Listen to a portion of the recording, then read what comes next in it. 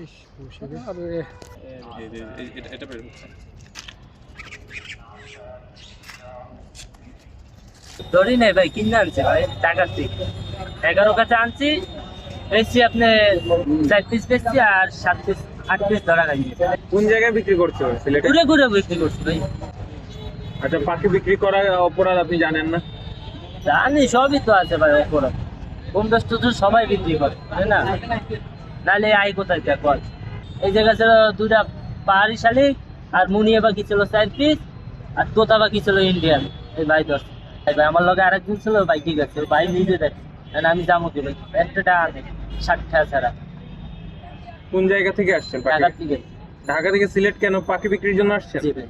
উনি দেখলাম কিছু দেশীয় পাখি আমাদের খাঁচাবন্দি করে নিয়ে হাঁটছেন। তো আমি ওনাকে জিজ্ঞেস করলাম যে এই পাখিগুলো কোথা থেকে নিয়ে আসছেন, কই পাইছেন? তো উনি বললেন আমাকে যে এটা আমি কিনে নিয়ে আসছি বিক্রির জন্য।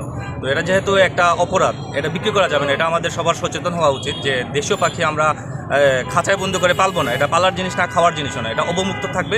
তো আমি জাস্ট ওনাকে বলছিলাম ছাড়ার জন্য। তো উনি বলছেন যে এটা নিয়ে চলে যাবে। তারপরে আমি আম্বরখানা পয়েন্টে ট্রাফিক ইয়াতে আসি। ওইখানে এসে আমি একজন ট্রাফিক সার্জেন্টের সাহায্য নিই, সহযোগিতা নিই। তারপরে ওনার মাধ্যমে আমি এখানে আসি। আসার পর এখন আমরা সবাই মিলে চাচ্ছি এই পাখিগুলো অবমুক্ত করার জন্য, জঙ্গলের পাখি জঙ্গলে ফিরিয়ে দেওয়ার জন্য। যেমন ওই লোক বলল যে উনি ঢাকা থেকে ট্রেনে করে এ পর্যন্ত চলে আসছে এই ধরনের পাখি নিয়ে। পাখি বহন করা এবং পাখি শিকার করা আইনত দণ্ডনীয় অপরাধ। এত কিছু থাকা সত্ত্বেও, এত নিরাপত্তা থাকা সত্ত্বেও এই আমাদের পরিবেশ রক্ষার্থে যখন কেউ সতর্ক থাকে না, তারপরেও এই ধরনের কাজগুলো ঘটে যায় আমাদের পরিবেশের জন্য। আপনি দেখবেন চারপাশে পশু পাখির কিচিমিচি শব্দগুলো এখন বিলুপ্তর প্রায়।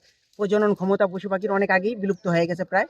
এখন আমাদের দেশে পশু পাখির, অতিথি পশু পাখির আশাটাও হ্রাস পেয়েছে। তার প্রধান কারণ আমরা, এবং অতিথি পাখি শিকারের ফলে এই ধরনের কাজগুলো হচ্ছে। ট্রেনে করে ঢাকা থেকে সিলেট পর্যন্ত একটা নাগরিক চলে আসলো, এই পাখি শিকারী এবং পাখি বিক্রেতা চলে আসলো সিলেটে পাখি বিক্রি করার জন্য। তো আমার মনে হয় প্রশাসনিকভাবে আরও কঠোর হওয়া উচিত।